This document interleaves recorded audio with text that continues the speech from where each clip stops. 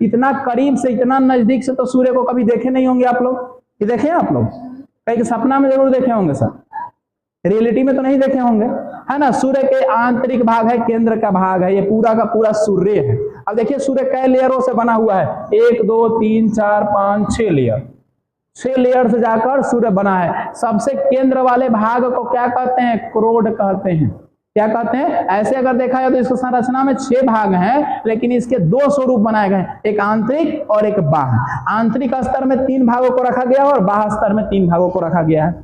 यानी सूर्य को 6 भागों में वर्गीकृत किया गया है, 3 आंतरिक और 3 बाह्य। जैसे कि आप लोग को याद होगा, मैंने ग्रहों को बताया था कि 4 ग्रह आंतरिक कक्षा में और 4 ग्रह बाह्य कक्षा में। याद है आप लोगों को? स्टार्टिंग से 4 कौन कौन? बुध, शुक्र, पृथ्वी और मंगल आंतरिक कक्षा में। बृहस्पति, शनि, अरुण और वरुण ये क्या हो गए? बाह्य कक्षा में हो गए। ठीक है। और उनके बीच, आंतरिक और बाह्य के बीच में क्या होता है? धूमकेतु, उल्का पिंड, है ना। ये सब क्या होते हैं? भटकते रहते हैं, घूमते रहते हैं।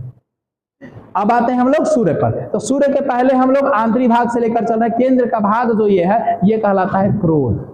ऐसे भी सूर्य के केंद्रीय भाग को क्वेश्चन देता है तो क्या कहते हैं? क्रोड कहते हैं। क्या कहते हैं? सूर्य के केंद्रीय भाग को क्रोड कहते हैं। सूर्य के बाद वाला भाग जो हो जाता है वो विकिरण मंडल कहलाता है। क्या हो जाता है? वो विकिरण मंडल हो जाता है। उसके बाद का जो मंडल होता है वो संवहन मंडल हो जाता है। उसके बाद का ये जो सर्किल दिख रहा है ये प्रकाश मंडल है। यही प्रकाश हमारी धरती पर देता है, ये प्रकाश मंडल कहलाता है, जो धरती को क्या करता है? प्रकाशित करने का काम करता है, या बाकी अन्य ग्रहों को प्रकाशित करने का काम करता है, चंद्रमा को प्रकाशित करने का काम करता है। उसके बाद का मंडल वर्ण मंडल, और सबसे बाहरी भाग को कहते हैं किरीट।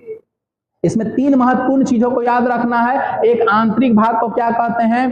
क्रोड कहते हैं। जो हमें प्रकाश देता है उसे क्या कहते हैं? प्रकाश मंडल कहते हैं। और सूर्य के सबसे बाहरी भाग जो होता है वो क्या कहलाता है? किरीट कहलाता है।